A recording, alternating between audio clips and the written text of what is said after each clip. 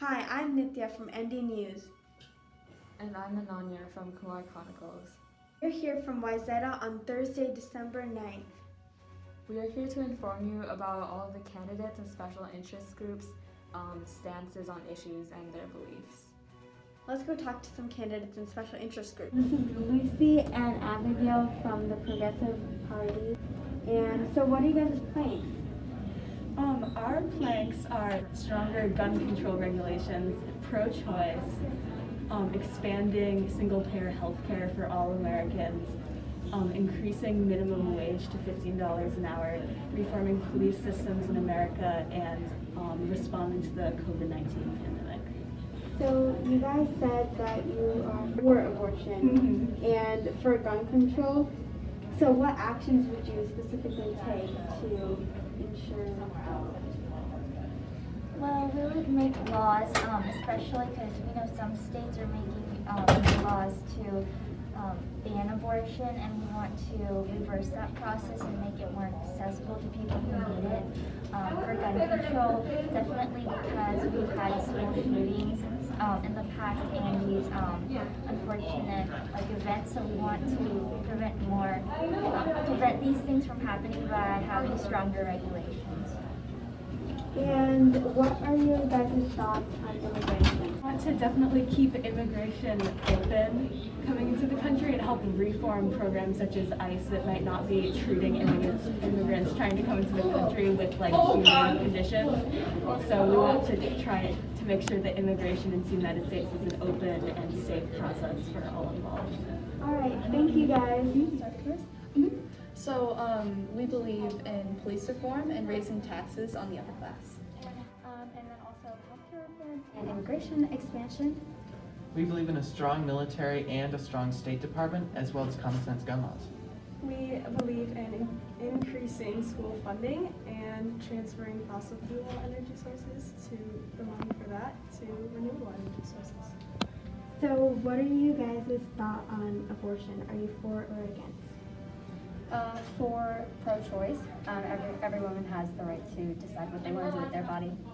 And what are your thoughts on gun control and immigration? Gun control is incredibly important to protecting the lives of ordinary Americans in their everyday lives. And how about immigration? Immigration is the foundation of America. It's how our country came to be, and so it's obviously a right that we need to protect and expand, make the process easier, but also make sure that it stays legal more of the time, because that is the security of the American people is also pretty important. Okay, thank you guys. Okay, so what are your guys' planks? Our planks are more accessible college, raising minimum wage, universal health care, more gun control, police reform, more renewable resources, more government welfare, Pro-choice. and pro-choice. Okay, you guys said that you're pro-choice and for gun control. So what actions would you take to ensure these plans? So for pro-choice, we just want to make sure that everyone has the access to a safe abortion if they want to take that path. And for more gun control, we want to implement more background checks and make sure that everyone that gets a background check that has passed before they get a gun. Okay, and for what are your thoughts on immigration? We are pro-immigration. We think that America should welcome people to the country. Okay, thank you. Thank you. Here we have Owen and Paul from the Moderate Party. What are your guys' planks? So our 8 planks, we are pro-choice, we are for more gun control. We are also for a more progressive tax system, and we also want to ban coal power in Minnesota. We want to raise the minimum wage to $15.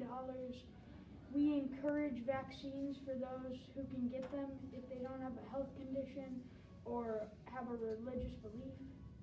Also pro-police and lowering college tuition.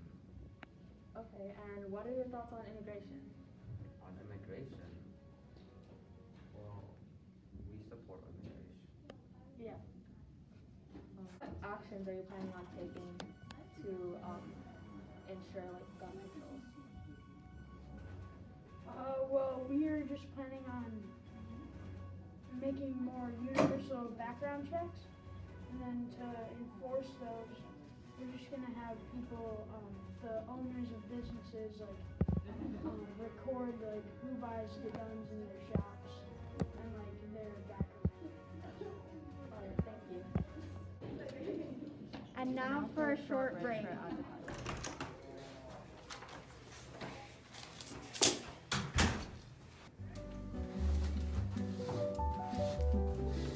Me and my campaign, we're driving towards a better future.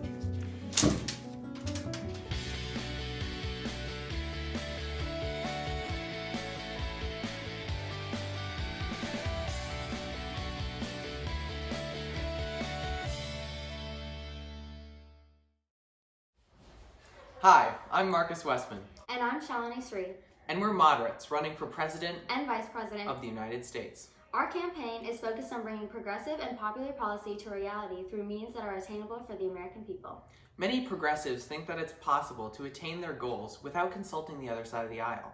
Moderates believe that every American's interests must be valued during the legislative process. So vote moderates for America this coming election. I'm Marcus Westman, and I approve this message. Now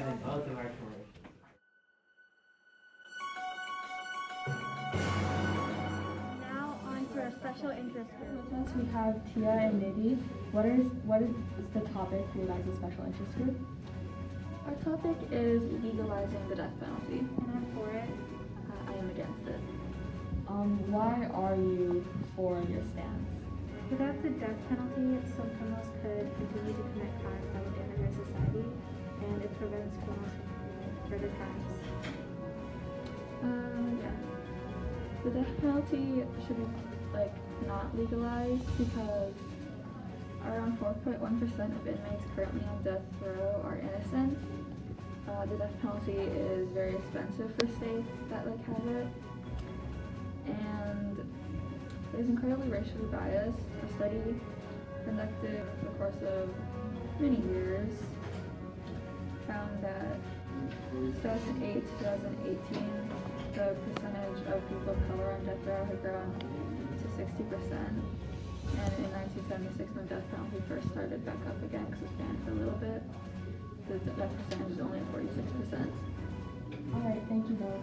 What is your guys' topic? Minimum wage.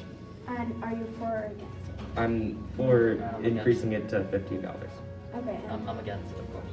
Okay. What are you guys' reasons for supporting or not supporting? I'm in favor of increasing the minimum wage because 1/5 of the workforce would be getting a pay raise of an average of $3,000 a year. Doesn't sound like a lot, but it is.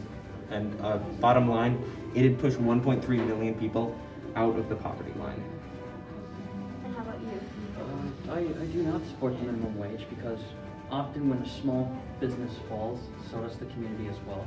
So for example, if a community has to raise prices to make up the fact they're paying for more workers, let's say for every 10% of an increased price sale, often 9.5% of people just stop buying or stop receiving products, which also harm the workers and business, so they're causing more layoffs.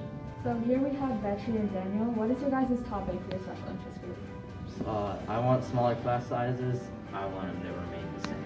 Yeah. And what's your reasoning for taking these positions? I'll go first. Okay. The costs are too high for the slight benefits of reducing classroom sizes. Reducing classroom sizes will reduce the number of other rooms available, some of which will be used for a valuable part of an education. And putting the effort of trying to make classroom sizes smaller into higher quality lessons and teaching would be much better spent. Alright, so for classroom sizes, while it might be a small increase, this small increase, it affects everybody, right? If we had all small class sizes, it would just, in generally, not only does small class sizes help test scores, it also helps classroom discussion, innovative instructional strategies, hand-on activities, less disciplinary problems, and more content coverage. And on top of that, usually people who had K through 3, people who had smaller class sizes, tended to do school outside of high school and tended to take more advanced classes in high school. Alright, and do you have any statistics you would like to share?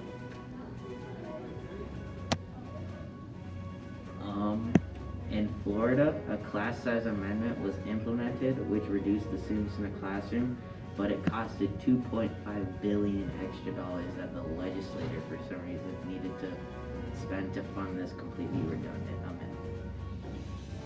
Alright, so a survey with 5,000 educators representing all of America said they all have class sizes an average of 23 kids, but 2/3 of the 5,000 said they would rather have class sizes of 15 to 20 because of the benefits.